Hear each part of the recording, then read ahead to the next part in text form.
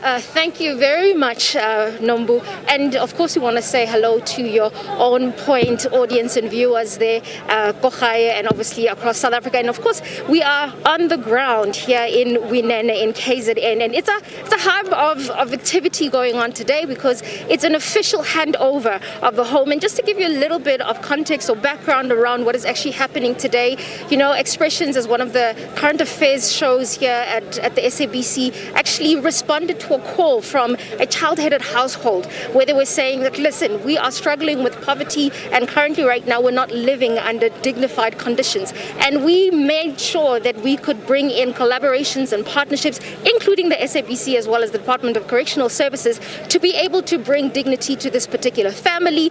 And today, as we are standing here, I'm sure you can see in the background, the home is up, it's full, it's beautiful. And I think more than anything else, this is an indication around what happens when we start thinking about our stories differently and start saying we want to make an impact. But of course, I'm not going to have this conversation by myself. And as I mentioned, that the SABC is a very important partner that has actually championed this particular program. And of course, I'm with the chairperson of the board of the SABC, Mr. Makhathini. A very warm welcome.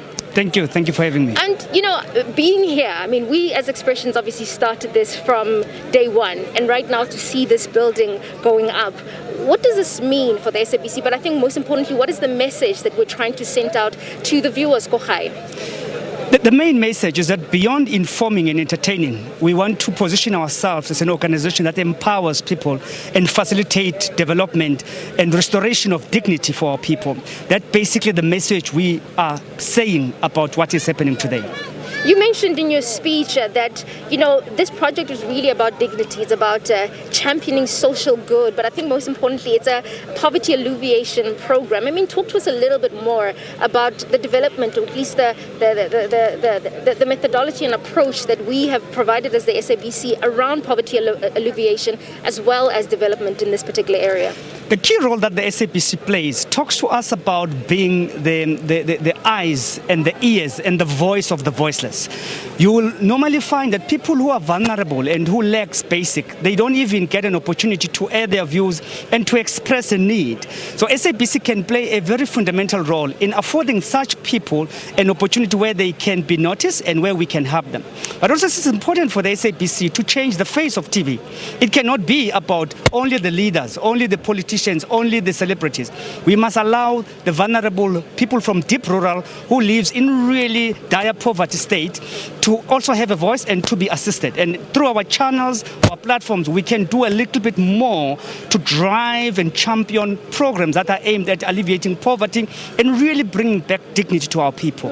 And being Youth Month, and we've just come from the back of Child Protection Week, why is it important for programs such as Expressions? We tell the stories, but why is it important as well to also champion change in the stories that we tell so that we can change the trajectory of those stories? Youth are a majority in this country, and the future of this country is in the hands of young people. And the truth of the matter is the complexity of the issues we face and the challenges requires a new set of skills, a new caliber of leadership. It's no longer about being charismatic or being, playing to the popularity vote, but it's about tackling real problems and providing real solutions with speed, integrity. But also the change we need to drive as the SABC is a change that is sustainable, that can really impact lives in a real way. When you look at what's happening today through the youth program Expressions, we were able to restore dignity for this family. They have a roof over their head. They now feel safe. This is what SABC should be about. Should make people who felt disregarded and not really paid attention to being taken care of and being noticed. Yeah. And this, for me, is what SABC is about. Indeed. This is exactly what SABC is about. Thank you so very much. And of course, that's the chairperson of the SABC board, Mr. Makhathini. Thank you so very much. Thank you. Okay, so now we're going to be speaking to the Deputy Minister. I think we can allow you. Deputy Minister, Mr. Holomisa, to come through. It's fine. Live television, do not worry about it.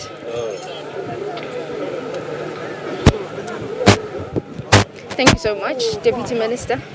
Thank you so much. Thank you for both joining us here. I think, Deputy Minister, what we want to find out, obviously, is what does this project mean to you? But I think most importantly, how do we make sure that we replicate projects such as this so that this is not a one-time type of a project that we are putting into our communities?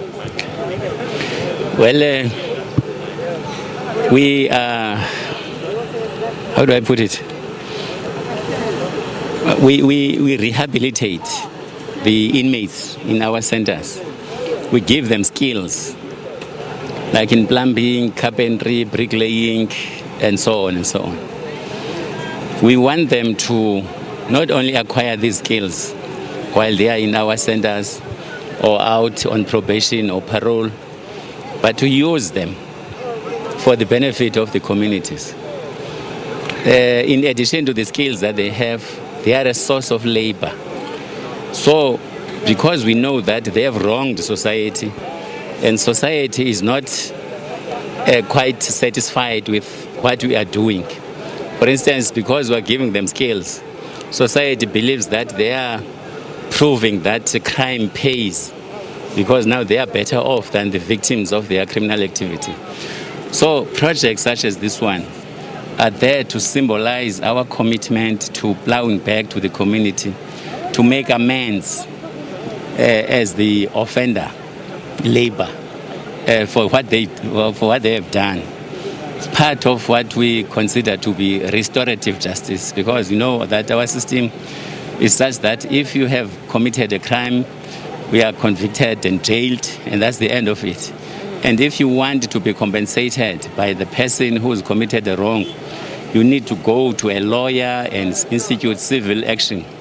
But in our small way, we are trying, therefore, to compensate, not necessarily and directly to the actual victims of the crime by using the labor of the criminals, lawbreakers, but as a collective, as a family, a community in our correctional centers, we want to show that there's something, even if little, that we can do. For instance, we've learned that something in any event we know, but specifically here, there are other families that have suffered a fate similar to this one. And they don't have any breadwinners anymore. And Karim, from your foundation, in terms of the contribution that you made, in terms of furniture, why was it important for you to be a part of this? I mean, obviously the Deputy Minister is also speaking about the fact that, you know, a part of this is about giving back, but it's also about ex-offenders who have taken from the community to also give back. And I just want to understand what your contribution was in terms of giving back to this family. No, thank you very much, and we greet all the viewers on this program. The Ali Mdad Foundation, which is a foundation that's based in Inkosi Langalibalele, a municipality that is known as Escort in the district of Itugela. Our purpose and our foundation is part of the district development model of the provincial government of KZN and nationally, and also the program of Operation Sugumasake. And it is our duty as a foundation, as a disaster response organization, when we're not involved in disasters, we are involved in poverty eradication, and that is where the partnership, where the minister has spoken about also, and also the MEC. The Ali Mdad Foundation has aligned itself with the district development model, and in this specific case where there have been victims of crime, the child-headed houses. One is that we are very grateful that there was a partnership working all together. Human settlements, you have Correctional Services, you have other, civil society, and the Ali Mdad Foundation. So our program is not only to build the house and assist in that, but at the same time is look at food security. How are this household going to be able to sustain themselves? So the Ali Mdad Foundation has a community garden based in Inkosi Langalibalele municipality, and with the Department of Agriculture in KZN. And nationally, we are now marketing and making sure that there's a one home, one organic garden.